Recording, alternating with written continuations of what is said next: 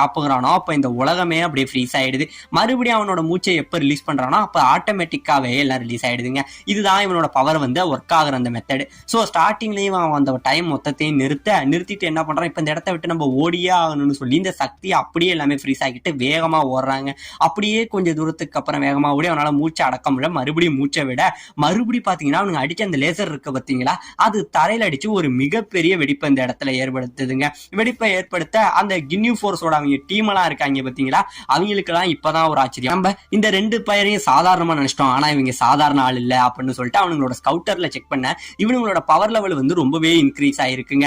இப்ப இந்த பக்கம் நம்ம வெஜிடாவுக்குமே பயங்கரமான ஆச்சரியம். பரவாயில்ல இவனுங்க எப்படி இவ்வளவு ஒரு ஃபாஸ்டா இருக்கானுங்கிற மாதிரி வெஜிடாவும் ஆச்சரியப்பட்டு இருக்க. இந்த பக்கம் நம்ம கோஹானுமே ஆச்சரியப்படுறாங்க. ஏன்னா நம்ம கோஹானு நம்ம எல்டரை பார்த்ததுக்கு அப்புறம் நம்ம அவனோட பவருமே இப்ப ரொம்பவே அதிகமாயிருக்கு.